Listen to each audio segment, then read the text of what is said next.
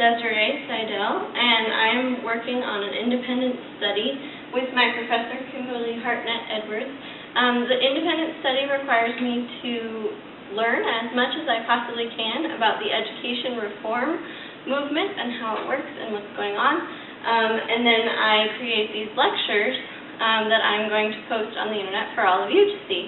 So this is how it works, and this is what's going on. Education Reform, Winter 2014, University of Denver. So just a little bit of background on this idea. It's going to be a 4-part lecture series that I'll go through. There will be 4 videos in the end of everything.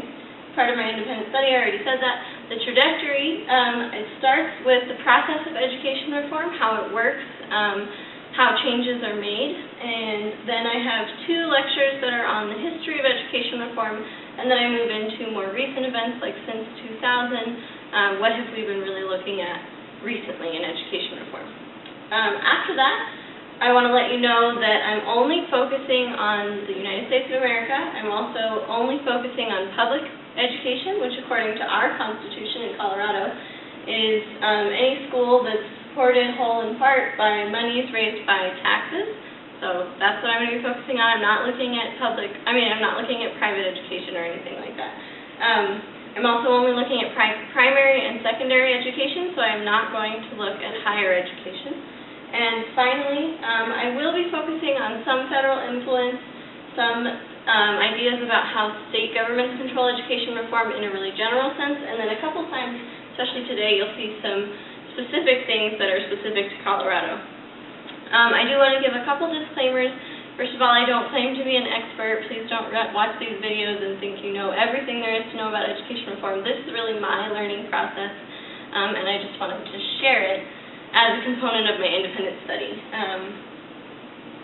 All right, so we'll get into it. Oh, and the last one is, why is education reform important to me and to society?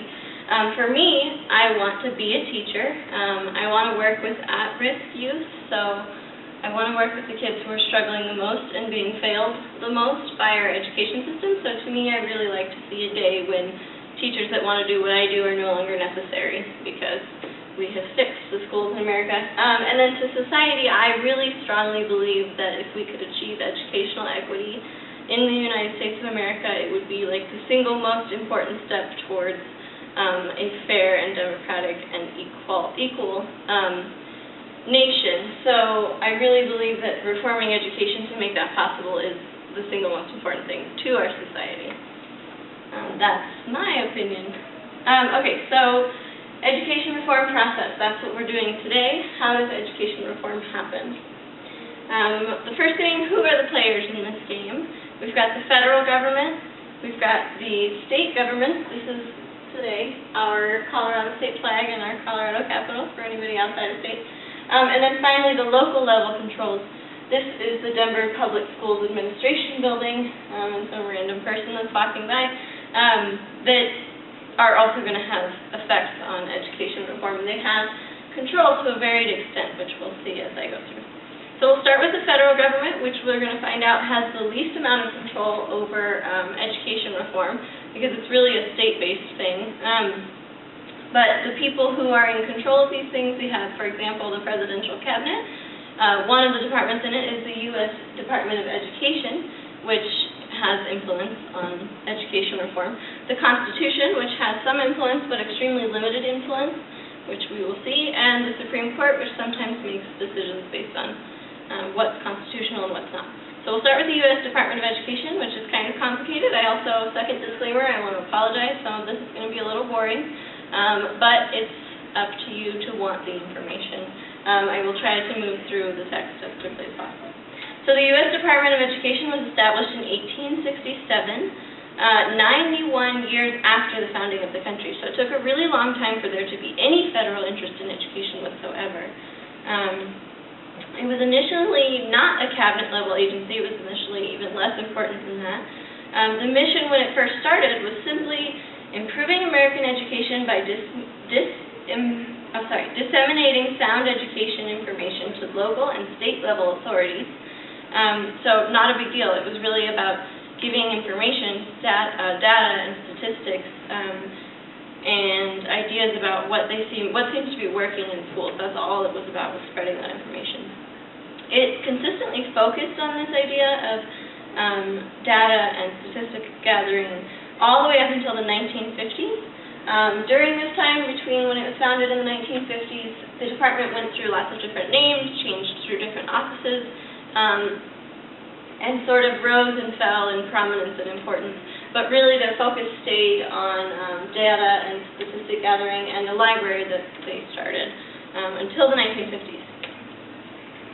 In the 1950s, the focus totally changed. A couple things happened. First of all, in the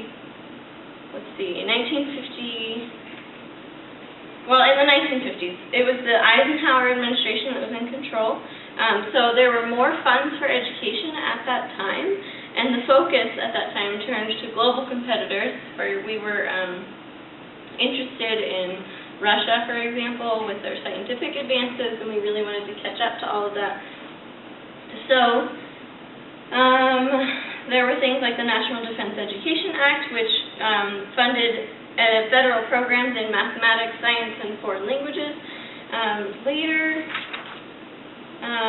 Lyndon B. Johnson worked on getting passed the Higher Education Act and the Elementary and Secondary Education Act, which we're going to look at later. I just want to show that they were having influence at this time, not so much focus on the acts themselves right now. Then, when President Carter took over, in 1980, he made the U.S. Department of Education an actual cabinet-level department, made it a lot more important, and he did it as a reward for the main national teacher union at the time, which was called the National Education Association. But then when Reagan took over, he cut the budget for that program. He consolidated the programs that the department was going over. He downsized the staff. He appointed Terrell Bell to be secretary of the department. But luckily, Terrell Bell was not as for dismantling the department as Reagan was, so he did do one wonderful thing. He started the National Commission on Excellence in Education, and one thing that commission did was to write A Nation at Risk in 1983. This piece that was published by this commission coined the phrase "a rising tide of mediocrity," which was really important. It shocked a lot of people. They were talking about how these schools just weren't functioning based on the information that they had. And this report spawned more reports that went on through the years, all the way until George H.W. Bush took office. And for him, this was a big shocker. It was a really important part of his presidency. So he did the first joint White House and Governors Summit, which created the National Education Goals. So we got a lot more focus all of a sudden on the importance of education in America as a country. So after this all happened, like it says here, the renewed focus was now it's about establishing policy for administrators and coordinating the federal assistance to education. So that's a lot more important than simply gathering information about what's going on in the schools already. The Department of Education Organization Act in 1979, which was back when Carter was president, but that was the time when the U.S. Department was becoming a cabinet-level agency, so make sure you remember that. It is before the Nation at Risk and the National Education Goals, but these are the goals that they set out before Reagan sort of came in and tried to mess it up. And these are the ones that continued later when presidents took over who were more interested in education as a national issue. So I'm going to read through these. Again, I apologize, it's pretty dense, but just bear with me. So this Organization Act set up 7 goals for the department. 1, strengthen the federal commitment to ensuring access to equal educational opportunity for every individual. Supplement and complement the efforts of states, local school systems, the private sector, public and private educational institutions, public and private nonprofit educational research institutions, community-based organizations, parents, and students to improve the quality of education. So we have educational opportunity, quality of education, encourage the increased involvement of public, parents, of the public, parents, and students in federal education programs. 4, promote improvements in the quality and usefulness of education through federally supported research, evaluation, sharing of information. So that one fits along with what they were doing before. Improve the coordination of federal education programs. That's more about efficiency. Improve the management and efficiency, again, of federal education activities, especially with respect to process and procedural funds, as well as the reduction of unnecessarily duplicative burdens and constraints, including unnecessary paperwork on the recipients of federal funds, so managing the money and doing it right. Increasing the accountability of federal education programs to the President, the Congress, and the public. And then the department itself also laid out 4 goals of its own that are a little bit more succinct. Establish policies relating to financial aid for education, administer distribution of these funds, and monitor their use. Collect data and oversee research on America's schools and disseminate this information to the public. Identify major issues and problems in education and focus on these problems. Enforce federal statutes, I think I spelled that wrong, prohibiting discrimination in programs and activities receiving federal funds and ensure equal access to education. Okay, so that's the Department of Education. So they're really mostly, they're gaining a lot more power since the 1950s, but they only can act within the confines of the federal government and within the confines of the Constitution. So they're mostly still a regulatory organization. They're going to be looking at how the schools are working. They're going to be administering funds, federal grants, and such things, and suggesting reforms, but they're not really going to be on the ground level making reforms happen in schools. So now we turn to the U.S. Constitution. Mostly we're going to look at what the U.S. Constitution does not do because it's extremely limited in regards to education.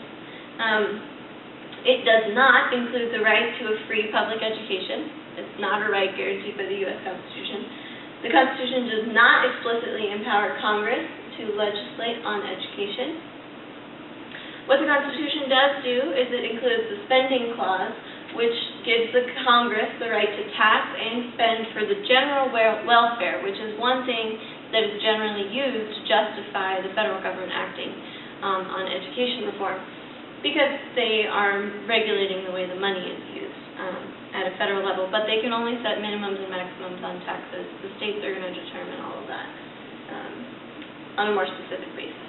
The First Amendment, which gives everyone the right to free exercise of and the non-establishment of religion by Congress.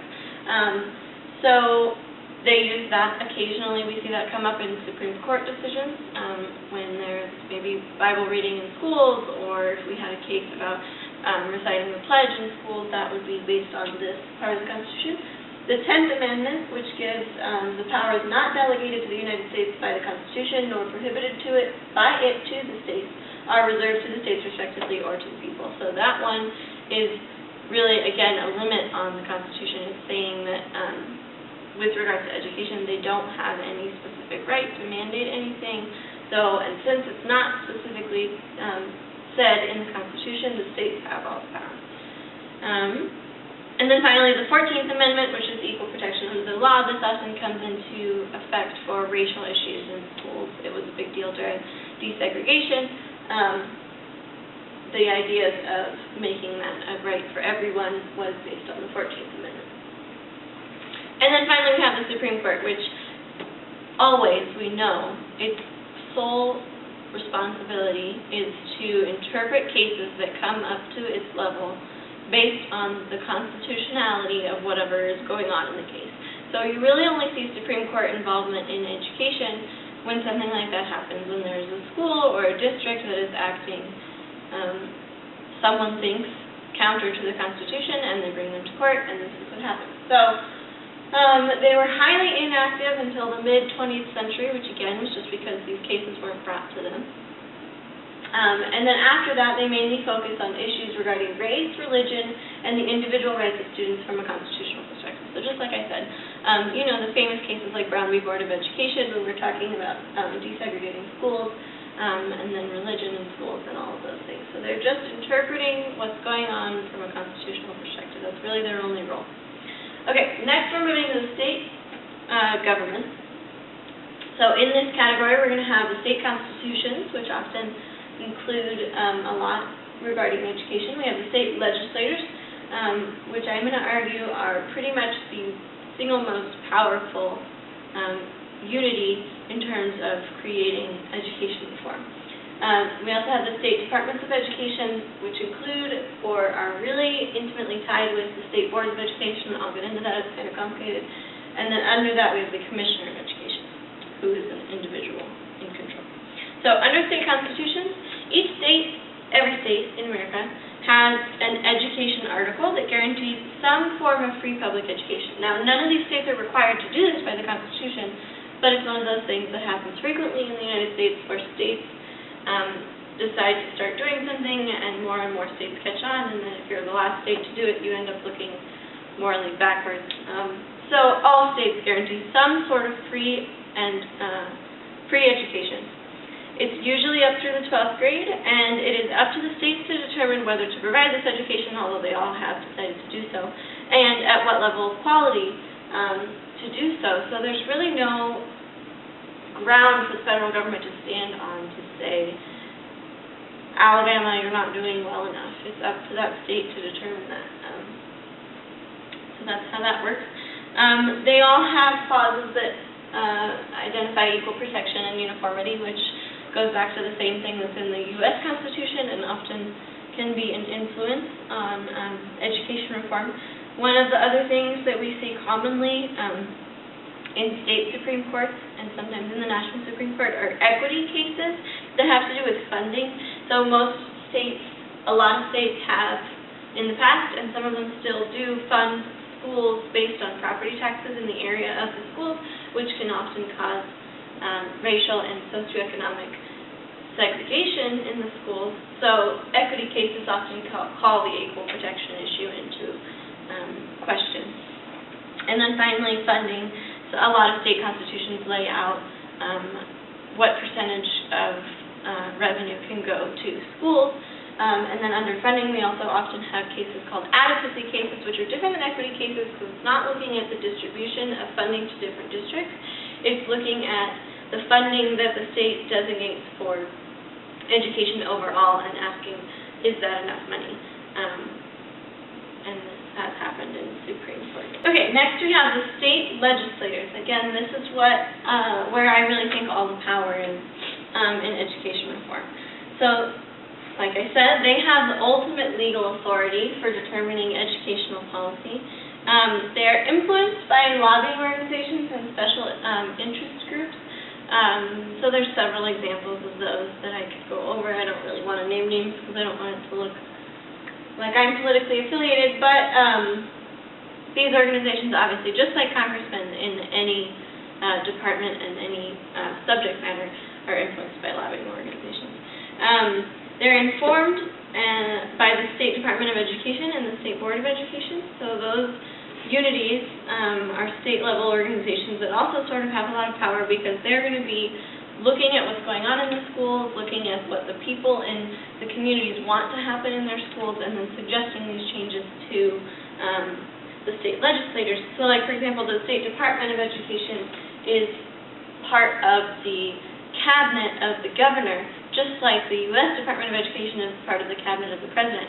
So that's how they have influence on the congressmen, by being at that level in the cabinet, advising the governor, suggesting legislation, things like that. So then we have that the state legislators are the ones who literally create and pass legislation that can affect schools statewide, and then these changes are implemented by the State Department, the State Board, and the local districts. So they are the agencies of change, but the state legislators are really the ones that make it happen. Now we have the State Departments and the Boards of Education. This is where it gets a little bit complicated. So first, here's the governor's cabinet. This is our lovely Governor Hickenlooper right here. The governor's cabinet includes the Department of Education, which consists of several different offices, and several is not even a big enough word. There's like 20 or 30 different offices within the Department of Education, each with specialized responsibilities.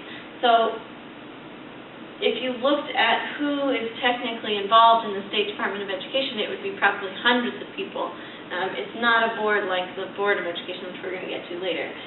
It's an organization, it's a cabinet body that has an umbrella position, and then under that there's all these different offices that focus on specific parts. That's our logo for the Colorado Department of Education. The State Department of Education is controlled and advised by the State Board of Education. This is our Colorado seal, which appoints the chief officer, or in our case, in Colorado, we call him the Commissioner of Education, and he is the head honcho in the Department of Education. So it's sort of cyclical in nature. So we've got the State Department of Education, which is just a part of the cabinet that includes a bunch of offices that are focused on the issue of education. The Board of Education is a group of a finite number of people who come from the different districts of the state and are representing those districts in terms of suggesting and beginning the legislative process. They appoint the commissioner, who's basically the boss of both of them, but is officially the boss of the Department of the Education. So he's like the #1 leader there. So that's how that system works. We'll go into some detail of each little part of it. So the state departments of education. These vary by structure, organization, function, and size from state to state. However, I was looking at an encyclopedia. This is where I'm getting my information. So it's a really general idea of how these state departments work. So the general role and function, again, this is going to get really dense. I'm going to go through it. Okay, so they get their powers and their responsibilities from the Constitution of each state, and I have looked at that part of our Constitution, and it is long and dense and detailed. That's where their power comes from. Their job is to interpret and facilitate the development of educational legislation, so they're really in there doing it. They observe the legislation's effect. They implement legislative mandates relating to education, so they're on the ground also making it happen. They observe the school systems in operation and advise the legislation of desirable changes and regulations. They act as a central agent sufficiently knowledgeable about education to serve in a judicial capacity in controversies arising between school districts and local or regional educational agents and agencies of the state. So what I like to think of the Department of Education as is a middleman. They're there to look over the schools, watch what's going on, and see what's happening so that they can suggest legislation. They are involved in the process of making the legislation. They're involved in the process of implementing the legislation. And then finally, they provide both voluntary services and services mandated by the legislators to educational agents and state agencies. So we'll go into this section. So the next one, we've got their regulatory role. They are there, this is really dense, they are there to determine that basic administrative duties have been performed by local schools in compliance with state and local law. Try to paraphrase some of this. They are making sure that the funds are being used properly.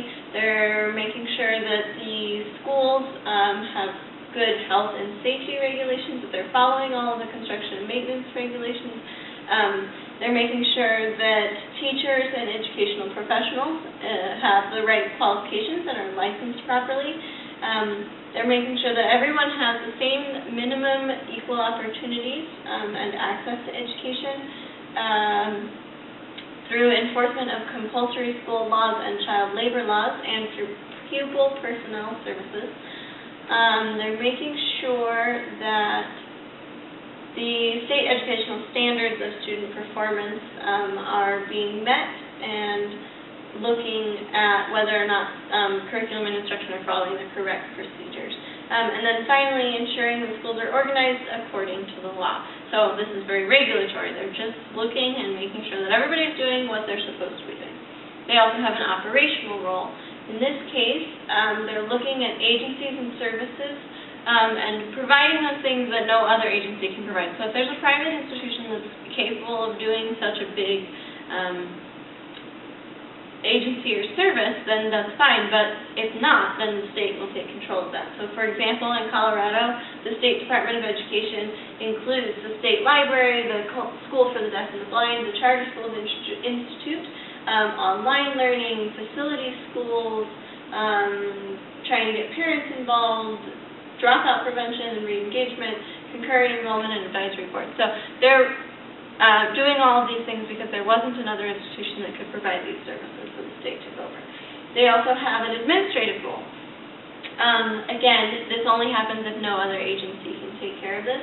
But in this case, they're providing centralized services that improve education in general, for example, like teacher placement and retirement programs. They're providing services that are better offered statewide because they're really expensive or they're really big, like libraries, insurance, financial services, athletics, stuff like that, and testing. They also provide school districts, the legislator, and the executive office, and the public with basic information. So they're going to be publishing studies, statistical information, they're publishing their statutes, their rules and regulations, which is part of what I read to do this project. And a little bit more on them, they have a leadership role as well. So they're going to be conducting long-term studies for planning the state program of education, providing consultant services in all areas. They're encouraging cooperation and promoting the proper balance among all units of the education system. Again, that middleman role that I was talking about.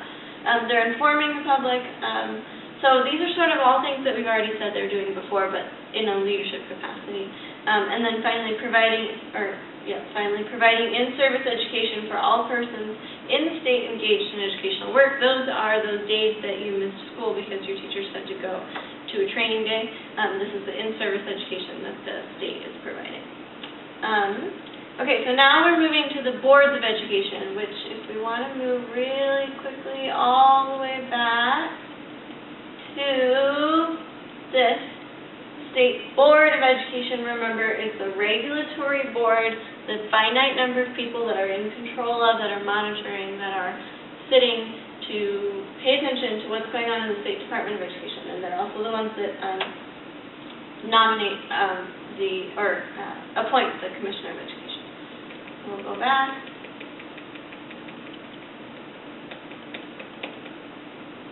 And now the State Board. So according to the Colorado Constitution, the general supervision of the public schools of the state shall be vested in a Board of Education whose powers and duties shall be as now or hereafter prescribed by law. That's just saying that there basically is a Board of Education at the state level. So membership, at least in Colorado, this is how it works. There's one member from each congressional district, and I'll show you a map of how this works, of the state. And if the total number of such congressional districts is an even number, there's one additional member which they elect from the state at large.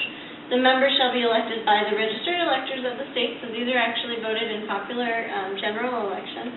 And then the members shall serve without compensation, which I think is really interesting that these people are dedicated enough to do this, or at least have their own personal interests that are strong enough to make them do this without getting any money for it. But they shall be reimbursed for any necessary expenses incurred by them in performing their duties. And then they serve for a length of 6 years. That's in Colorado. I'm sure it varies by state, but that's a pretty general layout. So this is in Colorado again. So these smaller boxes are the school districts on a smaller level, like we've got.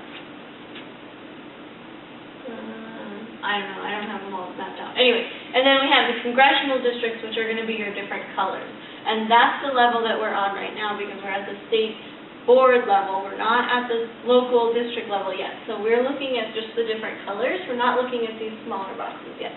And then I've got filled in the actual people. I don't have their names on there, but I have the pictures.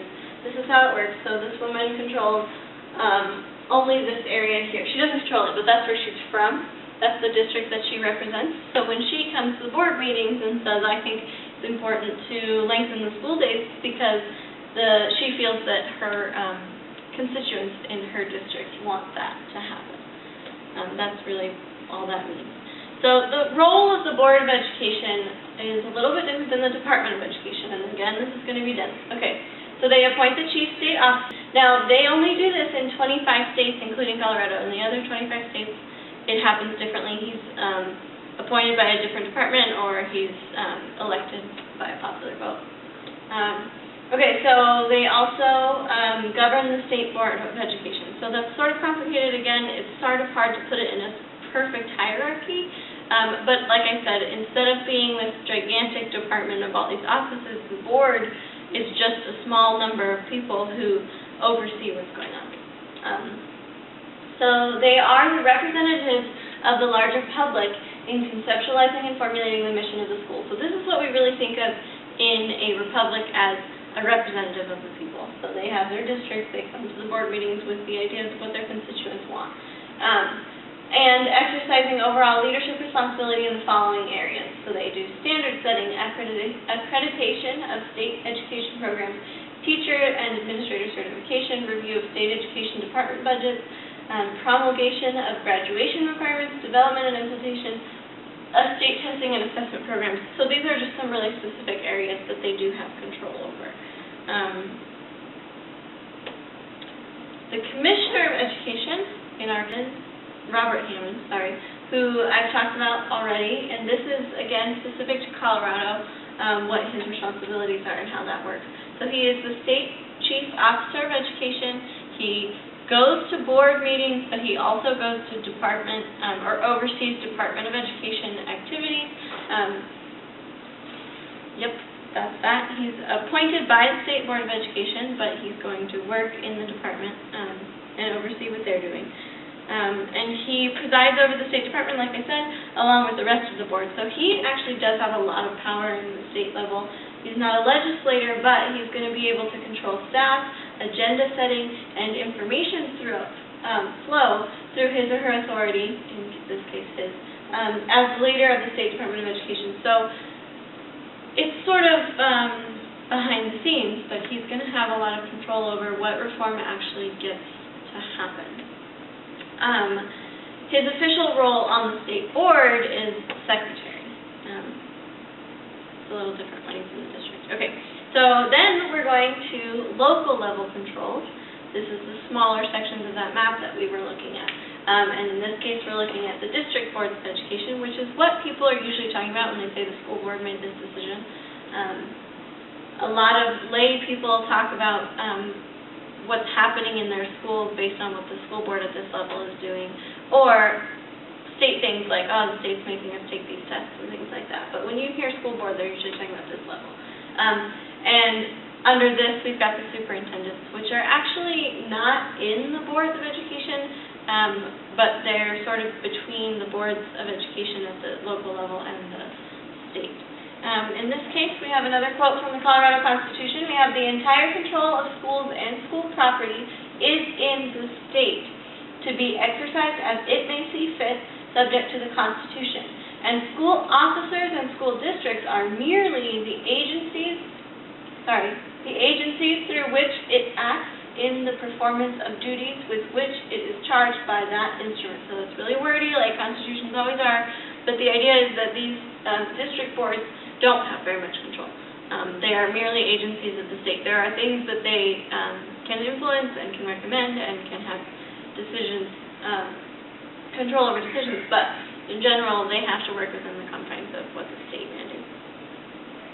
So local school district boards of education, the role, they are, again, a real example of a representative, and maybe even more so than those that are serving on the board, because they have smaller constituencies, so they can listen a little bit better, because like we were looking at that map earlier, they're going to be the small boxes instead of the whole huge areas of different colors. So they are the means by which community members can participate in setting educational policies affecting their children and spending of local tax dollars. So that's not to say that they control those things, but they are the ones that go out and listen to the community in order to report back and try to get these legislations to pass. They seek out the opinions of the community and represent their educational interests through formulation of policy. That's sort of what we already said. Membership, they serve without pay also, just like the board, and they're actually appointed from within the board, which causes some potential for a little bit of conflict or something like that. But they're appointed from within the board, and it's kind of complicated if you read it in the Colorado Constitution. It's like in the first 15 days they'll have just a secretary and a president, and then those two people have to appoint people, and then they're going to replace themselves with the people that they're appointing, and then from then on those new president and vice presidents get to appoint people. And then once the first board is established after that, they always appoint from within and replace themselves. So it's a little bit complicated. They're not elected by popular vote. And then finally, just for an example, again, this is looking at the Denver Public Schools District, and this is a little confusing. You see districts here. This is within a district, so we have the Denver Public Schools District, and inside that there's also even smaller districts. Don't get confused by that. But these are just their names and where they where their constituencies are. And then we have the delegations of their roles as well. So these three here are probably just basic members, but we do have a president, a vice president, a secretary, and a treasurer. And that's different than the State Board of Education, in which there's the commissioner, which is appointed by them, and then everybody else is just a member. So anyway, that's where we are. And in this case, though, at this level, the president is the chief officer, just like the commissioner is the chief officer at the other board level. So then we have the superintendent. So the superintendent is selected by the district board, just like the commissioner is selected by the state board. But the superintendent doesn't have a direct department that he is overseeing, because we already have the state department that we already talked about, which is overseen by the commissioner. So it's different. But he is a hierarchical level, higher than the people on the board. So anyway, he's selected by the district board approximately every 6 or 7 years. That's a general statement about most states. So I don't know for Colorado, I don't know specifically, but that also can happen more often if there's conflict. Sometimes in districts with a lot of conflict, you see superintendents coming and going every 1 or 2 years. A quote, "The superintendent shall have the authority to issue regulations not in conflict with law or with board policy, and to decide all matters of administrative or supervisory detail in connection with the operation and maintenance of the schools." So he is in a position of power, but as you'll see later, he mostly has the power to recommend things, and then the district board is going to look at it, see what they think, they have to approve it, then they're going to have to probably take it to the state level in order to get any kind of reform actually to happen. So he has the authority to, here's where we see what I'm talking about, recommend school boundaries. So he can say, I think that this district should be smaller, but he has to bring that to the board and get that voted on. Same thing with additional facilities. We need another school here, we need another administrative building here, whatever. To recommend the appointment or discharge of district employees outside of the board. So he can't say, I think you should be fired, to one of his board members, but he can go to anybody in the district and hire or fire them with approval from the board. He can exclude or reinstate individual students in the district based on the law, so I'm assuming that's for like misconduct, students who are expelled from school. That's his option. And he can also recommend courses and textbooks, again, pending approval. He can recommend school year length, pending approval, and he has general direction of the money that goes into the building maintenance, school supplies, and insurance. But again, that's not like he's the one authority on how much money they get and where it goes.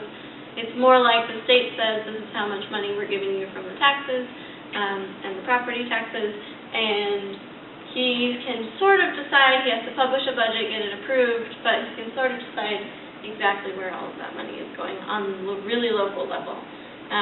But again, he's got to get the approval of his board. And then that's specific money, and then in general he has to report, supervise, and administer the budget for each fiscal year. And that's, again, according to the law. So he has to do that based on the laws that the legislators have set and based on the Constitution, what its minimums and maximums are. So he has some power, but nothing like what the state level has. So, wow, we're already at conclusions. Okay, so in general, what have we learned? How does education reform happen? What's the process? In this case, we're looking at who has the most power. So my argument is that the power is really at the state level unity. So we're looking at the state legislators, number one. They have the ultimate authority. And then we have the State Department of Education and the State Board of Education, and the board, which is overseeing the department, and the department, which is really just a group of offices that are implementing all of these changes, regulating them, administrating them, overseeing them. What else did we say? Those sorts of things. And then we do have the federal government, which can set minimums, can make large over umbrella sort of standards, and they can act but they can only act based on the Constitution. This is also where you see things like No Child Left Behind and President Obama's Race to the Top, which are basically like campaign strategies, propaganda that's gathering favoritism for that president. And so that's an executive federal government thing that's happening, but that has to go through the Congress, and it's got to be constitutional. So that's still a really limited power. And then we have the local level governments and districts, which do have power, but it's mostly implementation power, mostly checking, reporting, being on the ground level and finding out the opinions of the people. But it's really their agencies at the state. And then we have what is the basic process of education reform, and again I'm arguing that it's mostly legislative. You're mostly seeing reform happen through state level bills that are being passed to change what goes on in schools, what's allowed in schools, how they're funded, all of those things. Sometimes it is interpreted and outruled by judicial authorities like the Supreme Courts of states or the Supreme Courts of the country, but that's really going to be, again, based on the constitutions of the states and the U.S. Constitution, which are pretty limited. And then it is also sometimes influenced by executive strategies. That's what I was talking about with the No Child Left Behind and Race to the Top, or departments like the U.S. Department of Education, although they are mostly acting as regulatory bodies. So again, the U.S. Department of Education has some influence, but they're really going to be setting, again, umbrella, limitations, maximums, minimums, and then regulating how that happens. And then finally, we have my references where I got my information. We're looking at the Colorado Revised Statutes, the Encyclopedia of Education, and then the Denver Public Schools website and the Colorado State Board of Education website. And that's it. So thank you everybody for watching. In a while I will have another episode posted about the history of education reform. And that was it. That was the process of education reform. Thank you.